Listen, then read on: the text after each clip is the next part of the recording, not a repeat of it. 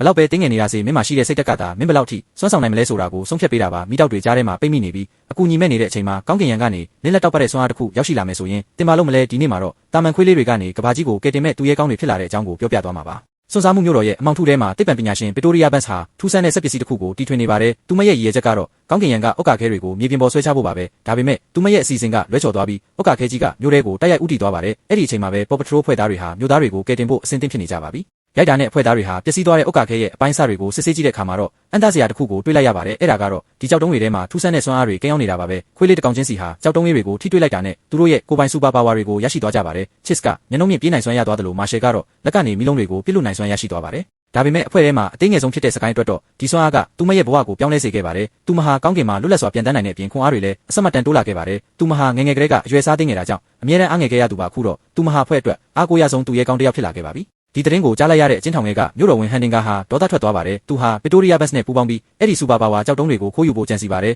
သူတို့ဟာလင်မာပါနဲ့တဲ့နေလန်းတွေတုံးပြီးစကိုင်းစီကကြောက်တုံးကိုအရင်ဆုံးလူယူနိုင်ခဲ့ပါတယ်အဲ့ဒီနောက်မှာတော့တခြားဖွဲ့သားတွေစီကစွမ်းအားတွေကိုလည်းတစ်ခုပြီးတစ်ခုတင်းယူဖို့ကြိုးစားလာပါတယ်စွမ်းအားတွေဆုံးရှုံးသွားတဲ့အခါပေါ်ပထရိုးဖွဲ့သားတွေဟာတာမန်ခွေးလေးတွေပြန်ဖြစ်သွားကြပါတယ်စကိုင်းဟာသူမကြောင့်အဖွဲ့သားတွေအနေရဖြစ်ရတယ်လို့ခံစားနေရပြီးအရန်ကိုစိတ်မကောင်းဖြစ်နေပါတယ်ဒါပေမဲ့ရိုက်တာကသူမကိုအားပေးပါတယ်စွမ်းအားဆိုတာကြောက်တုံးထဲမှာရှိတာမဟုတ်ပဲနှလုံးသားထဲမှာရှိတာလို့သူကပြောခဲ့ပါတယ်ဒီစကားကစကိုင်းကိုပြန်လဲနှိုးထက်စေခဲ့ပါတယ်မြို့တော်ဝင်ဟန်တင်ကာဟာကြောက်တုံးတွေရဲ့စွမ်းအားကိုတုံးပြီးလူသားစားပြီးလူကြီးတစ်ကောင်လိုအကောင်ကြီးလာပြီးမြို့ကိုဖျက်ဆီးပါတော့တယ်ပေါ်ပထရိုးဖွဲ့သားတွေဟာစူပါပါဝါမရှိပေမဲ့လည်းသူတို့ရဲ့ကျွမ်းကျင်မှုတွေဉာဏ်ပညာတွေကိုတုံးပြီးမြို့တော်ဝင်ဟန်တင်ကာကိုရဲရဲဝံ့ဝံ့ရင်ဆိုင်ခဲ့ကြပါတယ်အဲ့ဒီအချိန်မှာပဲစကိုင်းဟာရန်သူလက်ထဲကကြောက်တုံးတွေကိုပြန်လဲရယူနိုင်ဖို့အတွက်အနေရရှိဆုံးနေရာကိုတူးတဲ့ကျူးကျော်ဝင်ရောက်ခဲ့ပါတယ်ပြင်းထန်တဲ့တိုက်ပွဲတွေပြီးမှစကိုင်းဟာသူမရဲ့စွမ်းအားတွေကိုပြန်လည်ရရှိသွားပါတယ်ဒါပေမဲ့ဗစ်တိုးရီယာဘတ်စ်ကနောက်ထပ်ဥက္ကာခဲအမြောက်များကိုမြို့ပေါ်ကျလာအောင်ထပ်မံပြုလုပ်လိုက်ပါတယ်ဒီဥက္ကာခဲတွေသာမြေပြင်ကိုကျလာရင်စွန့်စားမှုမျိုးတော့တစ်မျိုးလုံးပြဖြစ်သွားပါလိမ့်မယ်အဖွဲ့သားတွေအားလုံးကမြေပြင်မှာမြို့သားတွေကိုဘေးကင်းအောင်ကူညီနေချိန်မှာစကိုင်းကတော့အားလုံးအတွက်စွန့်စားဖို့ဆုံးဖြတ်လိုက်ပါတယ်စကိုင်းဟာကောင်းကင်ယံကိုအရှိန်ဟုန်နဲ့ပြန်တက်သွားပြီးကျလာတဲ့ဥက္ကာခဲတွေကိုတစ်ခုချင်းစီလိုက်လံဖျက်ဆီးပါတော့တယ်သူမရဲ့ခန္ဓာကိုယ်ဟာတင်းငယ်ပေမဲ့သူမထုတ်ဖော်လိုက်တဲ့စွမ်းအားကတော့တလောကလုံးကိုတုံ့လှုပ်စေခဲ့ပါတယ်နောက်ဆုံးမှာတော့မြို့ကြီးဟာဘေးကင်းသွားခဲ့ပြီးမကောင်းဆိုးဝါးတွေလည်းအရေးနေသွားခဲ့ပါတယ်